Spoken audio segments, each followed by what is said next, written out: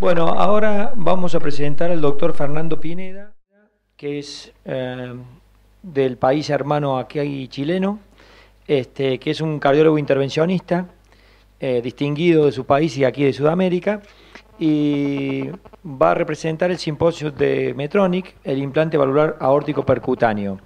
Esto me encanta presentarlo, Fernando, porque nosotros cuando arrancamos con este curso, ni pensábamos que las válvulas iban a poder ser colocadas en forma percutánea, así que para nosotros es un logro ya que estén en todas las comunicaciones de los cursos que estamos asistiendo en todo el mundo.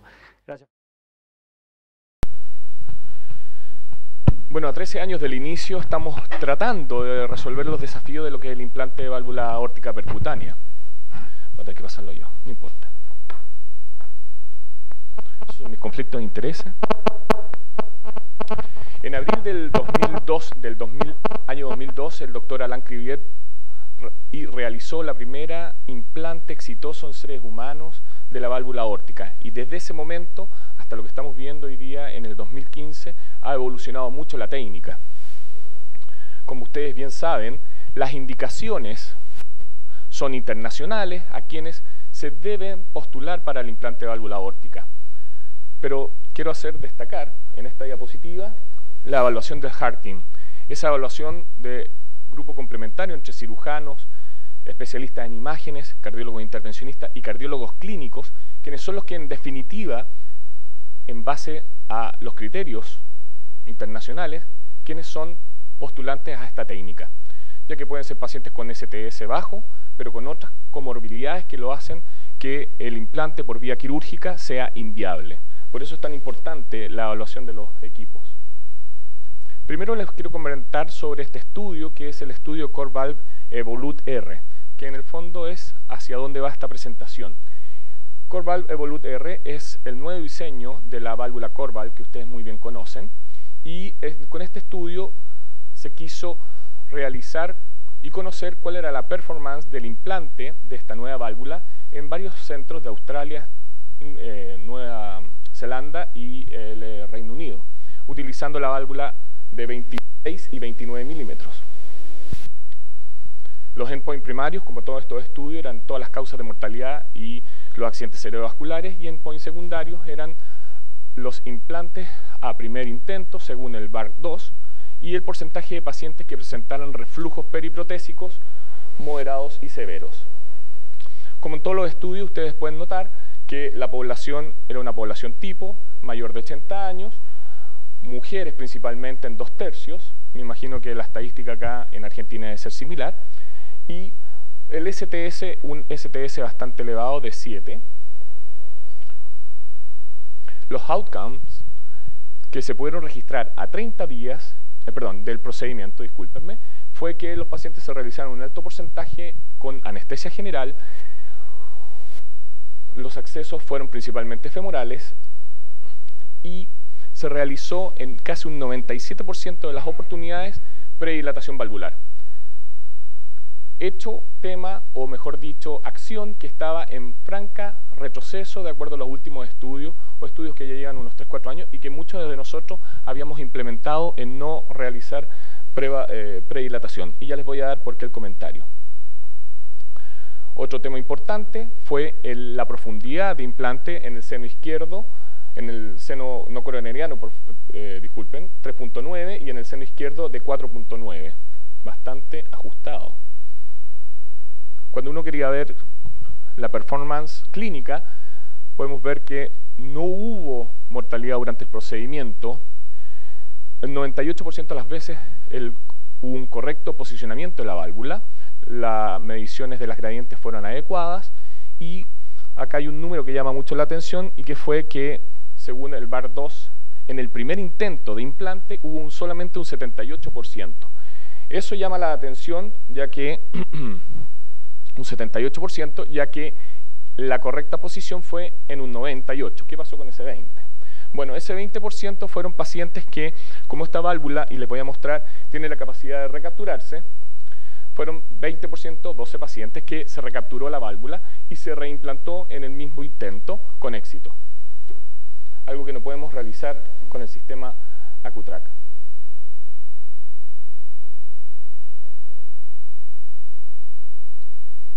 puntos de seguridad, no hubo ninguna de las complicaciones tan temidas cada vez que uno tiene que realizar estos procedimientos. A 30 días no había mortalidad reportada de cualquier causa, ni tampoco accidentes cerebrovasculares. Y el reflujo moderado severo se observó en un 3.4%. El otro tema importante y que llama mucho la atención es el porcentaje de implante de marcapaso en relación al procedimiento. Efectivamente, bajo, es un número bastante bajo. En mi centro teníamos un número de un 13,3%, este es más bajo aún, y bueno, como ustedes han visto, las revistas internacionales llega hasta el 39% en los registros alemanes. Eso sí, esos registros alemanes se iniciaron con el primer sistema de implante previo a la QTRAC y los criterios de indicación de marcapaso eran bastante más abiertos, no laxos, abiertos. Cuando uno quiere evaluar, y este estudio se ha hecho los seguimientos hasta los 6 meses y fueron presentados recientemente en el EuroPCR este año, se dan cuenta que la válvula en un promedio de 0,6 centímetros cuadrados aumentaba a 1,9 y esta área se mantenía en el tiempo con una caída de la gradiente media en forma exitosa. Si comparamos estos resultados con los enunciados en el estudio Pivotal, que fue el estudio que logró que CoreValve ingresara en Estados Unidos, podemos ver que los números son similares en cuanto al promedio del área y a las gradientes promedio. En amarillo son la CoreValve y en celeste están los números de la técnica quirúrgica a un plazo de 2 años. Esta es la válvula Evolut R, que actualmente está en 23 milímetros, 26, 29, y esta está aún en desarrollo que sería 34, no 31. Sí. Con eso se lograría tener un amplio tratamiento desde anillos de 18 hasta 32, probablemente, milímetros. Vamos a hablar un poco de las características de esta válvula para que la conozcan. La plataforma es la plataforma nitinol, es 15 milímetros más corta que la otra, tiene los velos a una altura de 13 milímetros y en el modelo 26 y 29 la falda se dejó más abajo, se expandió hacia esta zona para que teóricamente disminuyeran el reflujo perivalvular, tema que yo creo que todavía está en veremos, les mostraré el porqué. La zona, otra de las características importantes es que la forma del primer diamante no es simétrica del punto de que desde el punto medio hacia la base son 6 milímetros y hacia arriba son 4 milímetros, lo que hace un diamante de 10 milímetros. Y los restantes diamantes son como los previos de 8 milímetros. Otro tema importante es que la fuerza radial que inicialmente estaba en la base, ahora está dentro de los primeros 5 milímetros, lo que disminuye la fuerza radial por punto de superficie, ¿ya?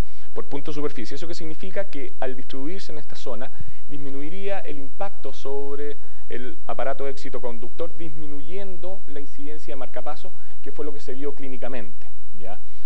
Como ustedes saben, y también lo vamos a conversar, la incidencia de marcapaso tiene que ver también con la profundidad.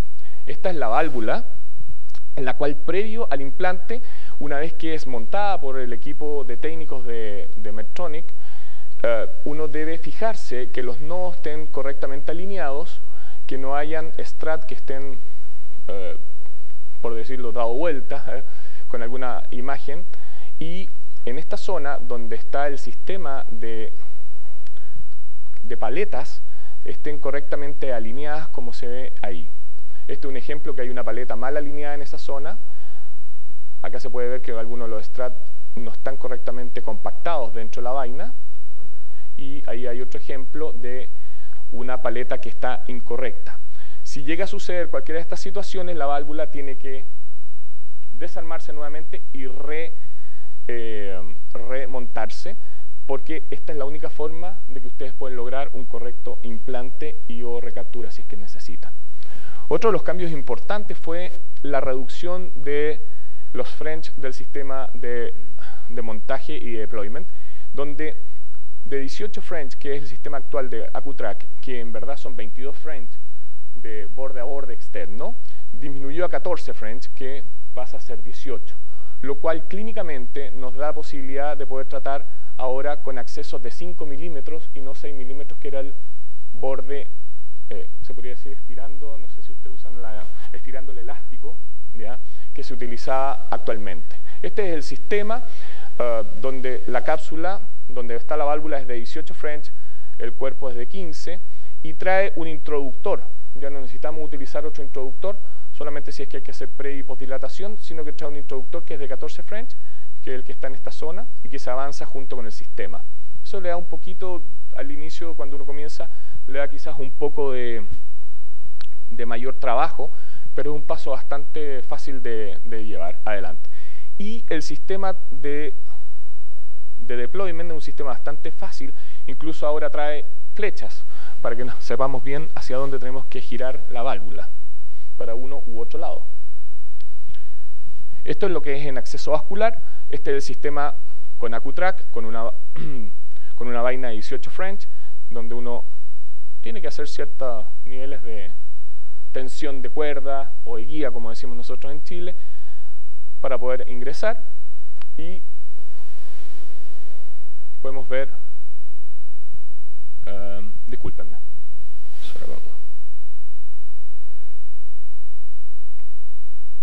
y vemos el sistema actual, que es bastante flexible. Uno ingresa con el introductor hasta esa zona y la válvula está desde el tope del introductor hacia adelante. Pero como no todas las cosas son mágicas, hay algunas veces en que, a pesar del esfuerzo que podamos hacer, las curvaturas y los anillos de calcio que uno se encuentra en estas situaciones no logran hacer avanzar la válvula. Ahí utilizamos luego una guía de Landerquist, una cuerda de Landerquist, que tampoco funcionó. Tratamos con un introductor 18 French, porque también esta válvula puede pasar por un introductor de 18 French si el equipo está acostumbrado a trabajar así. Y el acceso izquierdo estaba totalmente ocluido a nivel ilíaco. Así que en este mismo paciente cambiamos, disculpen nuevamente, cambiamos a la vía subclavia, la cual la válvula tuvo una excelente performance y ingresó sin ningún problema. Este es un paciente que estábamos realizando con asistencia ventricular en ese momento. El implante cambió. Para los que son operadores primero o segundo operador, cambió el implante. Cambió en que el diseño de la válvula AcuTrack Evolut R es diferente. Ya imagenológicamente es diferente. Cambia en que la posición inicial de la válvula también es diferente. El anillo distal, que en esta zona ya está empezando a hacer floating, el anillo, y ya se los voy a mostrar, no está en el límite distal en el nodo 0, sino que está algo por sobre este. Y acá uno puede ver que, comparando Evolut R con CoreValve, tenemos un espacio, ahí está el anillo, y ahí está el nodo 0, y el primer nodo está a 6 milímetros. En el sistema CoreValve está a 4 milímetros. Pero bueno, eso después uno se acostumbra y... Eso por el diamante más largo. Por la base del diamante más largo, efectivamente. Y esta zona que uno cree que no hay nada, efectivamente es porque desde el punto de vista de radiolucidez es un plástico, es material de esas características y no tienen radiolucidez. La zona de implante deseados es entre 3 y 5 milímetros, que viene a ser esa zona, donde entre el nodo 0, que está acá abajo, está el anillo, y el nodo número 1, que está a 6 milímetros.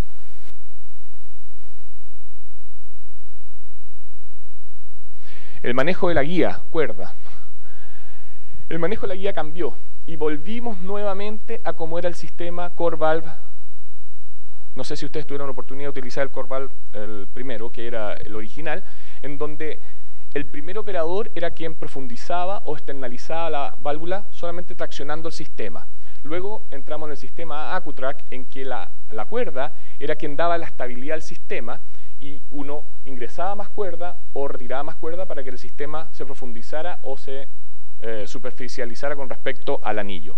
Bueno, eso cambió, y la cuerda ahora pasó a ser como muchos sistemas, estabilizador intraventricular para prevenir principalmente las complicaciones del cono, un cono que es bastante amigable. Pero, y esto fue uno de los primeros casos que me tocó realizar con Evolut R, como ustedes pueden ver, cuando uno utiliza la técnica, entre comillas, antigua, esto es lo que pasa con la válvula. ¿Se dan cuenta que hace pop-up? Ahí está, es el plano valvular, y saltó la válvula. Algo que es bastante indeseado con el sistema Accutrack. ¿Por qué?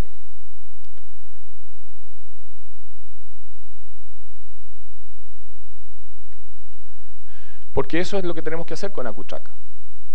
Extraccionar la válvula, que ya está abierta, a través de una aorta ascendente y después descendente, con una gran cantidad de calcio y muchas placas, como nos habló el doctor, muchas placas de colesterol y calcio. Y tenemos que hacer esta maniobra. Y sabemos que durante esta maniobra, tanto en la ascendente como en la descendente, podemos producir una lluvia de colesterol con accidentes cerebrovasculares, algunas veces no del punto de vista clínico, y también lesiones vasculares distales, embolías a vísceras.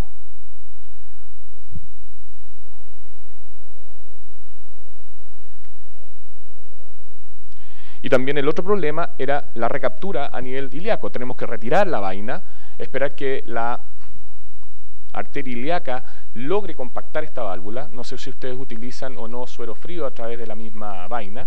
Era algo que se recomendaba y que todos hacíamos. Y uno puede ver también cómo se malogra la punta de esta vaina cuando uno trata de traccionar, y miren qué es lo que pasa. Todo eso, hoy en día, como lo ven al lado, en esta zona que ya comenzó en la diapositiva, uno puede todo eso subsanarlo. ¿Cómo? Recapturando la válvula o recapsulando. La diferencia es que una es una recaptura completa y reposicionamiento en el mismo procedimiento, dura 2 a 3 minutos, y la otra es que ustedes pueden recapsular en forma parcial, reposicionar la válvula de acuerdo a la posición que ustedes quieren de profundidad y continuar con el procedimiento. ¿Y qué es esto?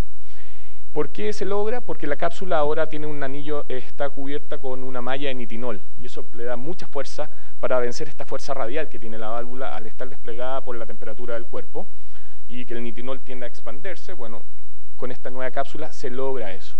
¿Hasta cuándo es el punto de no recaptura?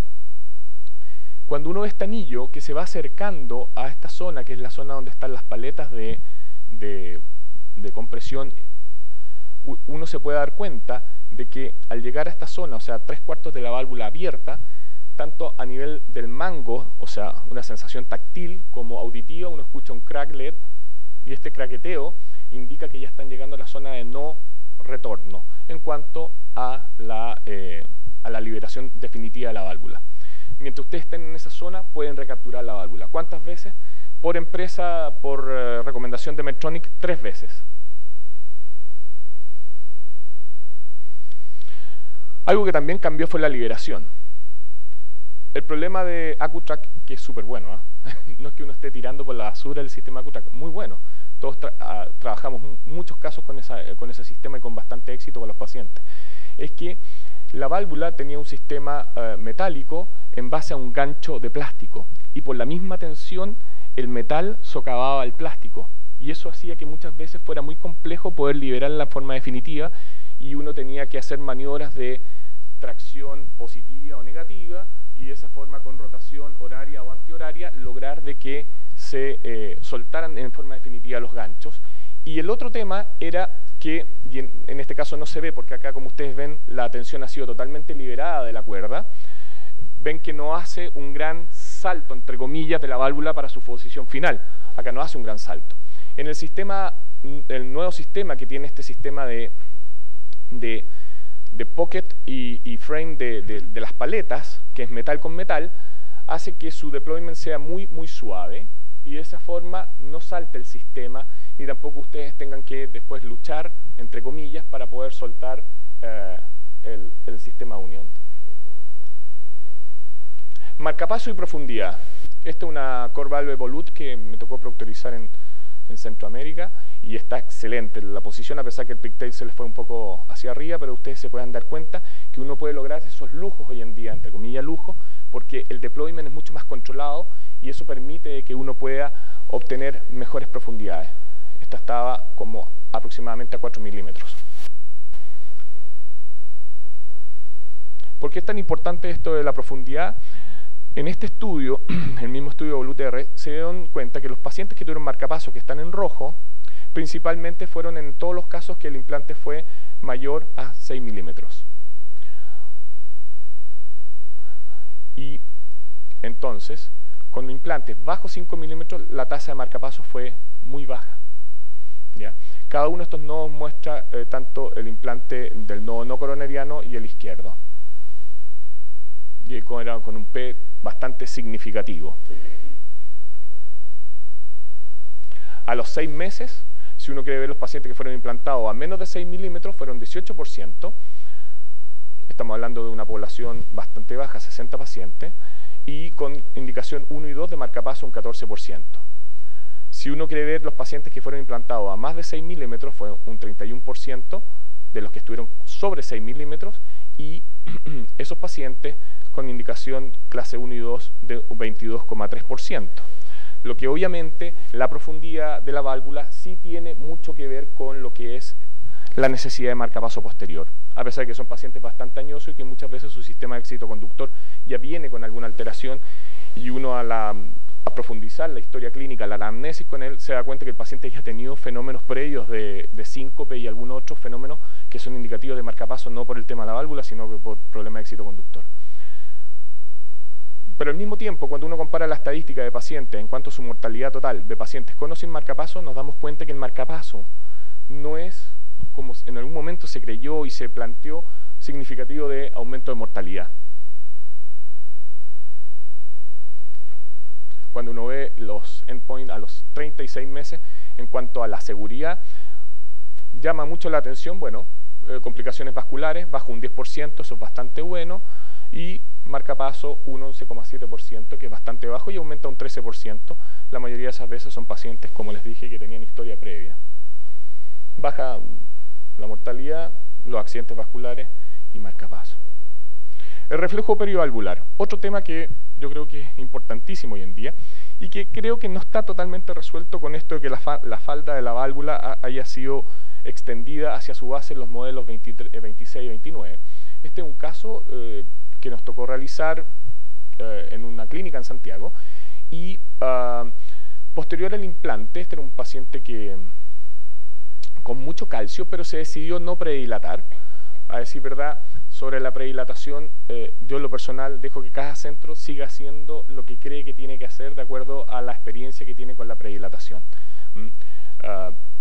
¿Y por qué predilataron más? Y eso va al comentario, el 96% que predilataron era porque al disminuir, el pensamiento fue que al disminuir la fuerza radial en la zona de la base de la válvula y aumentar la fuerza radial, distribuirla sobre una mayor área, iba a ser necesario que para que la apertura fuera correcta esa zona de la válvula tuvieras que predilatar, independiente de la masa de calcio.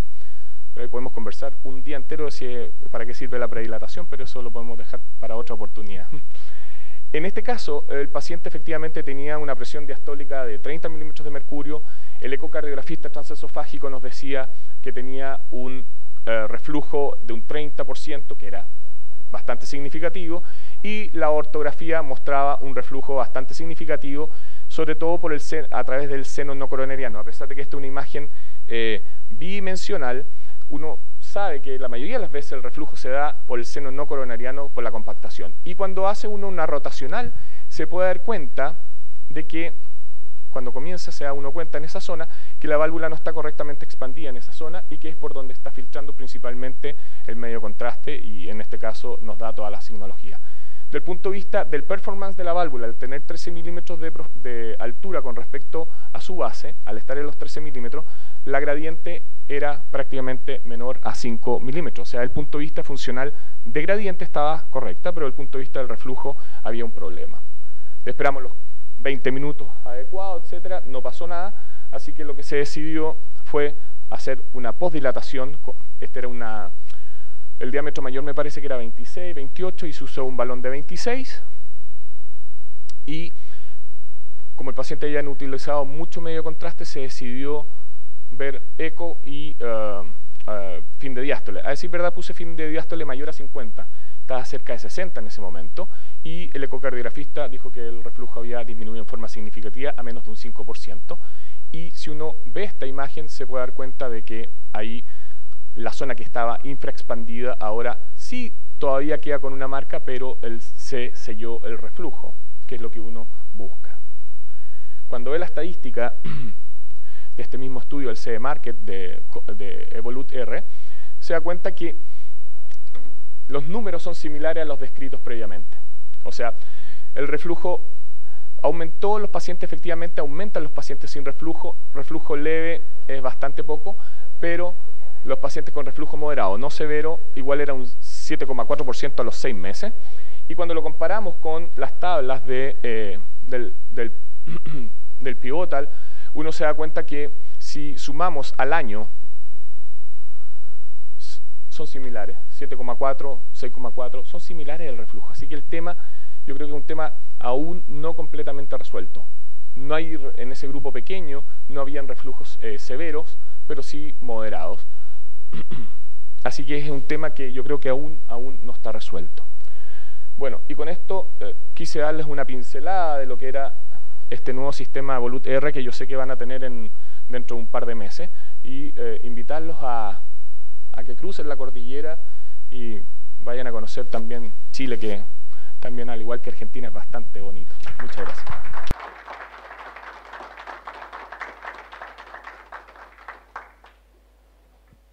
Muchas gracias, Fernando. ¿Alguna preguntita que quieren hacer por aquí? El doctor. Preséntate, por favor, así queda grabado. Bueno, ¿qué tal? Doctor Pineda, yo soy el doctor Cantor y quería hacerle una consulta. Al momento de que la válvula sigue siendo recapturable, ¿ya la válvula funciona? Digamos, ¿la válvula ya está funcionando? ¿O la válvula, al momento en que deja de ser recapturable, todavía no está funcionando? No, la válvula, cuando uno pasa los 3/4 de la válvula, ya está funcionando. Así que uno puede ahí perfectamente hacer una ortografía para evaluar reflujo. Tú puedes ver también cómo está la hemodinámica del paciente, porque durante ese deployment que uno comienza, cuando hace el floating final, cuando se expande la válvula y toca el seno no coronariano, desde ese momento uno tiene la válvula cerrada y el paciente cae su hemodinámica siempre, 40-0, 30/20, y a medida que ustedes pueden ir girando, como el torque acá es 1 a 1, el deployment es bastante rápido y tú llegas hasta los 3/4 de la válvula y en ese momento tú ya tienes nuevamente hemodinamia y te puedes dar cuenta si el paciente te gusta la profundidad o no. Tener un deployment más controlado te da también más seguridad. Cuando uno va a los centros en donde no han puesto válvulas y ponen esta válvula, la gente les cambia el pensamiento desde el punto de vista de que te da seguridad, te da tranquilidad, que muchas veces uno no tiene con el sistema, y sobre todo cuando trabaja con la 31, ¿no es cierto? Bueno, gracias a este sistema sí te da la tranquilidad, porque el hecho de saber como ser humano que tenés segunda oportunidad dentro del mismo procedimiento, también te cambia la visión con respecto al procedimiento. No es de un solo tiro, tú puedes hacer un segundo y tercer tiro y tener éxito, y eso es lo que te da. Y la otra acepción también importante, se recomienda utilizar marcapaseo entre 90 y 120 para lograr mayor estabilidad del anillo, pero eso también es una recomendación que yo también dejo que cada uno de los grupos. Siempre se recomienda marcapaso en nuestras sistolías ventriculares frecuentes, cuando tú tengas ángulos muy abiertos, NFA de alta frecuencia, cosas así, cuando uno necesita que haya mayor estabilidad ventricular del anillo, de la posición del anillo. En general eso es a grandes modos. Pero como usted bien dice, en el momento que está abierta, sí tienes hemodinamia y puedes evaluar a tu paciente. Y la puedes recapturar hasta que el anillo toque la parte de las paletas. Ahí ya no se puede. Y por eso está está esta sensación táctil y al mismo audible de que tú estás en un craqueleo y que debes parar en ese momento. Y puedo aprovechar una segunda pregunta más. De los leaks paravalvular que ustedes observaron, ¿cuántos fueron implantes bajos y cuántos fueron por complicación a nivel del seno no coronariano, eso que habías enseñado recién? Hasta el momento, la experiencia que yo tengo personal con esta válvula, que obviamente no es muy amplia, los leaks que hemos tenido han sido menos de un 30% y leve, muy leve, menos del 5% de acuerdo a la ecocardiografía y el punto de vista de la hemodinamia. Yo en verdad creo mucho en la hemodinamia, así que cuando tengo buenas presiones de fin de diástole de 50, 60 milímetros de mercurio, yo estoy súper feliz. Porque tú sabes que desde el punto de vista hemodinámico esa válvula va a funcionar muy bien. Y tienes que dejar, cuando ustedes hagan el implante, como este es un sistema de nitinol que necesita calentarse y expandirse, dejen tiempo. Nosotros llamamos el tiempo de la conversación. El tiempo de la conversación es que justo tú la tienes y la dejas por lo menos 10 a 15 minutos para realmente, una vez que hiciste el deployment completo, 10 a 15 minutos que tú tienes para que la válvula se expanda y ahí nuevamente evaluar. Y ahí tú ves que el ecocardiografista te dice, ah no, es verdad, disminuyó de un 10 a un 5, etcétera, etcétera.